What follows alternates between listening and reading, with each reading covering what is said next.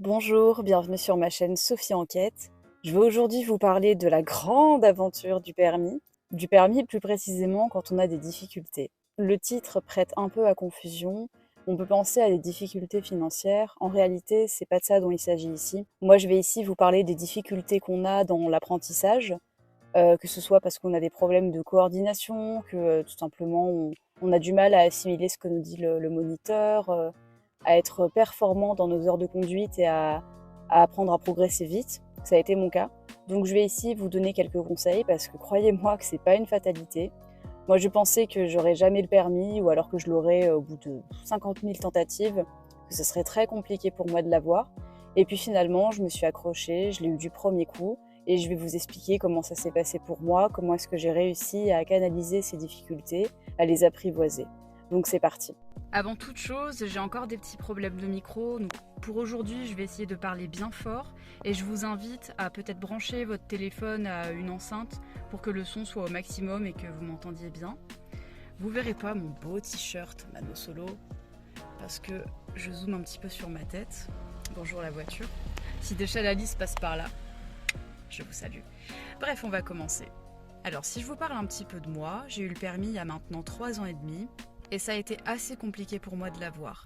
C'est-à-dire que, me concernant, j'ai des difficultés un peu de motricité, de coordination, et je savais d'avance que ça allait être un peu compliqué pour moi de conduire, même si j'ai jamais pris ça pour une fatalité, mais voilà, je savais que ça allait être compliqué. Je suis pas très forte dans tout ce qui est activité sportive, physique, et je savais voilà que ça allait me causer quelques problèmes dans la conduite. Ça a été le cas, donc j'ai rapidement présenté des difficultés à faire des heures de conduite qui soient assez productives, c'est-à-dire que j'arrivais pas à être attentive à tous les détails, mes problèmes de coordination m'empêchaient de gérer plusieurs choses en même temps, je calais tout le temps, etc. Et donc j'ai commencé à m'imaginer que j'allais jamais réussir à avoir le permis. Mais je suis pas si fataliste que ça, j'ai tendance à être assez persévérante et je vous invite à l'être parce que ça vaut le coup et vous allez voir que dans mon cas mais aussi dans des tas d'autres cas de ce fait, c'est pas du tout une fatalité en soi que d'avoir des difficultés dans les heures de conduite. Et dans mon cas, j'ai fini par décrocher le permis du premier coup. Et en plus, je l'ai eu avec une très bonne note puisque j'ai eu 28 sur 31. Si vous ne savez pas, alors vous avez un barème de 31 points au permis et il faut décrocher 20 points pour avoir le permis. Donc 28, c'était au-delà de mes espérances et j'étais super contente. Et aujourd'hui, je me sens à l'aise au volant, je me sens même dans mon élément quand je conduis, j'adore conduire. Je pensais vraiment pas que ça irait jusque-là, parce qu'aujourd'hui c'est vraiment un plaisir pour moi de conduire. Et d'ailleurs, quand je sais que j'ai des grandes distances à parcourir, je suis contente d'avance, limite parce que je sais que je vais devoir prendre la voiture. Le premier conseil que j'aurais à vous donner, c'est déjà de bien choisir votre auto-école. Essayez de choisir une auto-école qui soit à côté de votre lieu de travail ou votre lieu d'études si vous êtes étudiant, ou à côté de votre maison, mais calculez en fonction du temps que vous passez le plus dans le lieu qui sera à côté de votre auto-école. Si vous êtes, par exemple, si vous travaillez de chez vous ou que vous êtes très souvent chez vous, choisissez une auto-école qui est près de chez vous. Enfin voilà, c'est du bon sens. Et puis allez voir les avis sur internet. Souvent les avis, on le répète jamais assez, mais c'est très important. Moi, c'est comme ça que j'ai choisi mon auto-école. J'ai vu qu'elle était très bien notée, que les avis étaient dans l'ensemble très bons. Je suis consciente que pour les gens qui passent par exemple le permis à 1 euro, donc le permis à 1 euro, si vous ne savez pas, c'est un genre de crédit qu'on propose dans certaines auto-écoles, pas toutes. Donc il y a peut-être des éléments comme ça qui vont influencer votre choix d'auto-école. Mais soyez attentifs au retour. Qu'est-ce qu'on vous dit de cette auto-école? Est-ce que les moniteurs sont réputés pour être sympas? Il faut prendre ça en compte parce que c'est essentiel d'avoir un cadre de vie qui est plutôt bon, d'avoir quand je dis cadre de vie, un contexte qui est plutôt bon pour apprendre à conduire, parce que vous avez besoin d'être descendu au maximum. Ou même, petite chose, soyez attentifs aux détails. Est-ce que, en plus, je dis bien en plus, est-ce que les voitures de l'auto-école sont jolies? Est-ce que vous avez l'impression que c'est bien entretenu? Ça, c'est des détails secondaires, mais vous pouvez aussi les prendre en compte pour choisir votre auto-école. La deuxième chose, c'est de bien choisir son moniteur. Alors, ça dépend des auto-écoles, mais en général, vous allez avoir un moniteur référent, c'est-à-dire un moniteur que vous avez quasiment à toutes les leçons, qui va s'occuper de vous et qui va suivre votre dossier. Faites en sorte que ce moniteur vous convienne. Vous avez le droit de changer de moniteur, c'est super important. Souvent, on n'ose pas, on se dit que ça se fait pas. Mais non, en fait, si la personne, elle vous gueule dessus ou alors qu'elle n'est pas assez pédagogique, c'est à elle de se remettre en question. D'autant que vous êtes dans un commerce, donc franchement, vous avez d'autant plus le droit de choisir. On vous en voudra pas. Ça, c'est très important. Si vous sentez que vous n'êtes pas à l'aise avec votre moniteur, il faut en changer. Et de même, si dans l'ensemble, les moniteurs de votre auto-école ne vous conviennent pas, changez d'auto-école, vous avez le droit. La plupart du temps, c'est gratuit, je ne veux pas dire de bêtises. Donc vous gagnez du temps en faisant ça, en osant franchir ce genre de cap, vous gagnez du temps, vous gagnez de l'argent, et il ne faut vraiment pas hésiter à le faire. Si vraiment un enseignement ne vous convient pas, c'est aux autres de se remettre en question, c'est pas à vous. Bien sûr, il faut se remettre en question au maximum. Mais si un moniteur ne vous met vraiment pas à l'aise, si on commence à vous crier dessus, à être désagréable avec vous, et malheureusement j'entends beaucoup de témoignages par rapport à ça et c'est pas normal, il faut que vous partiez. La deuxième chose que je vous conseillerais, qui est extrêmement importante, si j'avais un seul conseil à vous donner, ça serait celui-là, c'est de faire de la conduite accompagnée ou de la conduite supervisée si vous êtes majeur. Donc la conduite accompagnée, c'est de la conduite que vous faites en plus, en général avec vos parents quand vous êtes mineur. Vous devez faire au moins 3000 km. Et le but, c'est de vous faire gagner en expérience. Et comme ça vous permet gratuitement de vous entraîner.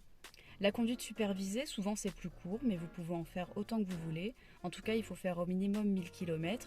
Et ça concerne les gens qui sont majeurs. Ça a été mon cas, j'ai fait de la conduite supervisée, j'en ai fait avec mon père. Et ça m'a permis d'énormément progresser et gratuitement. Alors pour ma part, je prenais en plus des heures de conduite, mais j'en prenais moins à ce moment-là.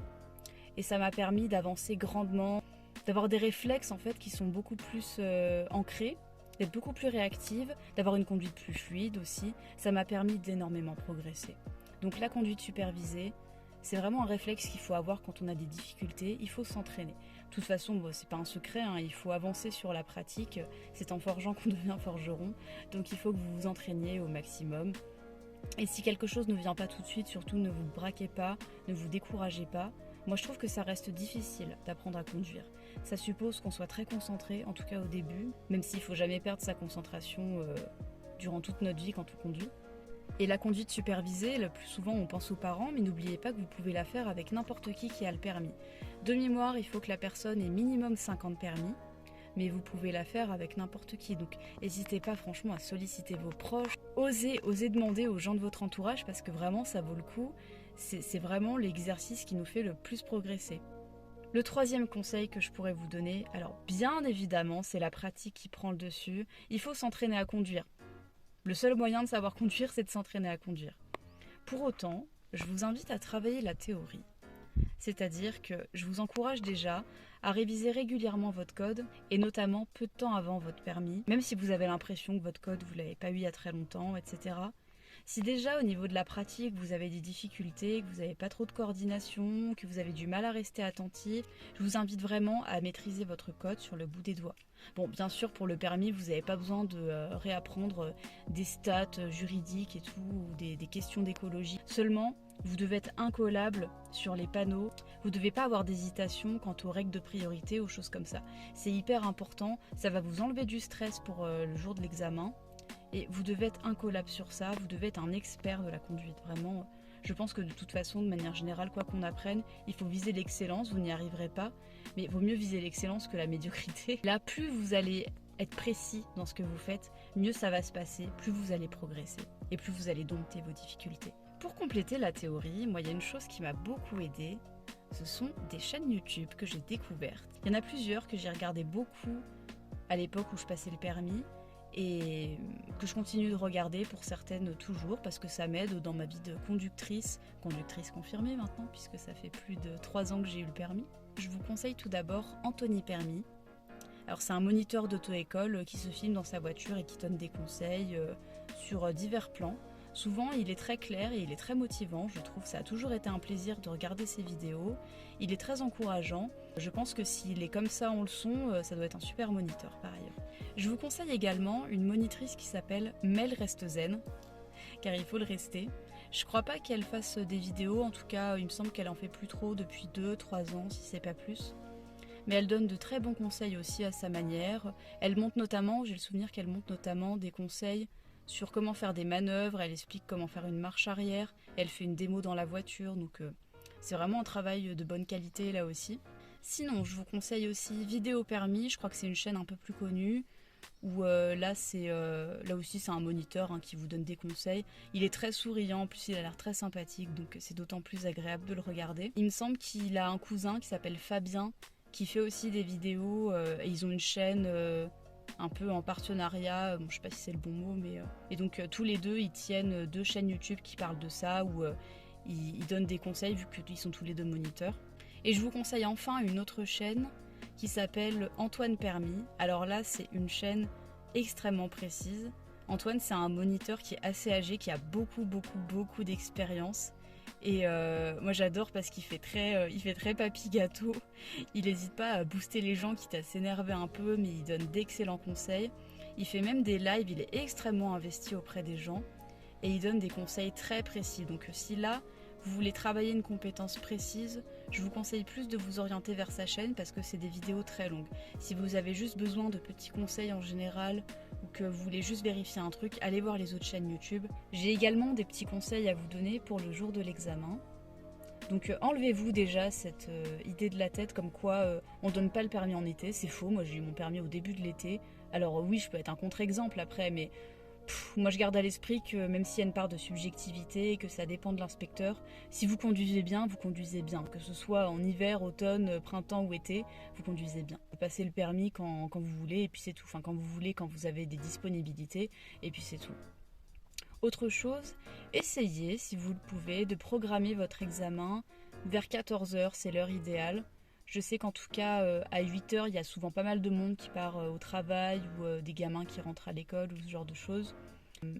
Je vous conseille 14h parce que la plupart des gens sont en pause déjeuner ou en tout cas sont en train de la terminer, ce qui fait qu'il n'y a pas trop de monde dans les rues. C'est pas une heure où les enfants sortent de l'école ou vont à l'école, donc il n'y a pas de bus, il n'y a pas d'enfants dehors, etc. Il y a moins de facteurs aléatoires qui peuvent vous gêner. Donc je vous conseille 7 heures pour passer le permis, c'est une bonne heure. Après c'est un plus, voilà, si vous ne pouvez pas la prendre, c'est pas la fin du monde évidemment, mais c'est pour vous éviter du stress inutile. Je vous conseille bien évidemment de passer en premier. Ce qui se passe, c'est que quand vous allez vous rendre à votre examen, il va y avoir à peu près 3 sessions en moyenne. Il y a 3 élèves qui vont passer leur examen et l'ordre est assez aléatoire, mais si on vous demande si vous pouvez passer en premier, comme ça l'inspecteur est moins fatigué de sa journée. Et puis vous êtes débarrassé, vous avez moins le temps de stresser. Ça s'est passé comme ça pour ma part. Je devais passer en deuxième parce que c'était prévu comme ça et j'avais pas choisi. La première élève n'est pas arrivée en fait et on m'a dit bon c'est à toi. Comme ça j'ai pas eu le temps de réfléchir et c'est un mal pour un bien. Donc si vous pouvez passer en premier. Autre chose, surtout, ne vous braquez pas. Essayez de garder au maximum votre calme. C'est plus facile à dire qu'à faire. Mais par exemple, si vous calez une fois, ce qui a été mon cas, c'est pas la fin du monde. Surtout, ne commencez pas à vous braquer, à vous dire c'est bon, on va rentrer au centre d'examen, je l'ai pas de toute façon. Essayez de faire au mieux du début à la fin. Et pour cette histoire de caler, sachez que vous pouvez caler une fois, c'est pas grave du tout. Caler 2 fois, ça va aussi. Caler 3 fois, ça commence à être limite. Caler 4 fois, c'est pas possible parce que ça veut dire que potentiellement vous allez gêner la conduite des autres. En fait, l'inspecteur, il veut vérifier que vous savez à peu près conduire, que c'est assez bon pour vous, que vous respectez le code de la route et la sécurité. Bon, de toute façon, il vous rappellera les règles. Mais on ne vous demande pas d'être un conducteur hors pair qui conduirait comme s'il avait 20 ans d'expérience. On vous demande juste de maîtriser votre véhicule, de faire attention aux autres, de faire attention à vous et de respecter le code de la route. C'est tout ce qu'on vous demande. Et c'est pas si compliqué que ça en soi. Rappelez-vous que vous avez, je crois précisément, 32 minutes ou en tout cas une demi-heure d'examen. C'est assez peu finalement, je vous assure que ça passe très vite. Et rappelez-vous que vous avez tout ce temps, qui est finalement peu de temps, pour montrer à l'inspecteur que vous savez conduire. Vous êtes là pour montrer ce que vous savez faire. L'inspecteur, il n'est pas là pour vous piéger, même s'il a l'air souvent désagréable. Alors je sais pas s'ils ont des consignes, mais souvent c'est des gens qui sont assez antipathiques en apparence, mais ils sont pas là pour vous piéger. Au contraire, ils sont pas là pour vous ajourner, ils sont là pour essayer de vous aider à montrer tout ce que vous savez faire. Et si jamais ils vous font des remarques, ne vous braquez pas, surtout ne contredisez pas, ou ne contredites pas, je sais jamais comment on dit. Prenez les conseils en compte et montrez que vous savez améliorer, ça c'est super important. Donc on ne se braque pas et on garde à l'esprit qu'on est là pour montrer ce qu'on sait faire et que c'est tout à fait possible qu'on décroche même du premier coup. Enfin, j'aurais une chose à vous dire et ça concerne l'après-permis et c'est valable pour tout le monde. Rappelez-vous déjà que quand vous venez de décrocher le permis, j'ai le regret de vous dire que vous ne savez pas conduire. Vous n'avez pas d'expérience. Même si vous avez fait conduite supervisée, conduite accompagnée, alors d'accord, vous avez plus d'expérience que ceux qui ont fait un forfait classique, mais vous ne savez pas conduire. Vous n'êtes pas habitué à être seul. Donc rappelez-vous ça et ne commencez pas à vous surestimer. C'est très bien que vous ayez décroché votre examen, mais maintenant vous avez tout à apprendre. Et toute votre vie, essayez au maximum de respecter, s'il vous plaît, le code de la route. Combien de fois tous les jours on entend des gens se plaindre de personnes qui n'ont pas mis le clignotant, qui n'ont pas respecté un stop, qui n'ont pas fait ce genre de choses. C'est pas normal, c'est pas normal. Ce sont des conducteurs qui sont censés être confirmés, ils sont pas censés se comporter comme ça au volant. Et non seulement c'est un manque de civilité, mais c'est un gros manque de sécurité. Ça, c'est pas normal du tout. Mine de rien, vous avez une arme du crime entre les mains. Un accident, ça arrive très vite et ne l'oubliez jamais, jamais, jamais. Je peux peut-être passer pour une rabat-joie en disant ça, mais je crois que c'est jamais inutile de le rappeler parce que c'est toujours quand on a vécu ne serait-ce qu'un accrochage et que c'est de notre faute qu'on se rappelle que oui, ça tient un peu de choses. Respecter les zones 30 par exemple, si elles sont là, c'est pas pour rien. Respectez toutes ces petites choses et essayez de garder au maximum en tête tout ce qu'on vous a appris à l'auto-école, que ce soit comment faire ses angles morts, etc. C'est pas pour rien qu'on vous a appris tout ça. Et déjà que quand vous allez sortir de l'auto-école, vous allez sûrement oublier un paquet de choses sans vous en rendre compte. Alors faites l'effort, quand vous êtes tout seul en voiture après le permis, de vous rappeler au maximum en permanence tout ce qu'on vous a appris. Voilà à peu près ce que j'avais à vous dire. En tout cas, encore une fois, ne vous découragez pas. Essayez bien évidemment de vous remettre en question avant de remettre en question les autres, même si vous pouvez tomber sur des moniteurs pet sexe qui malheureusement arrivent souvent d'après les témoignages que j'ai pu entendre.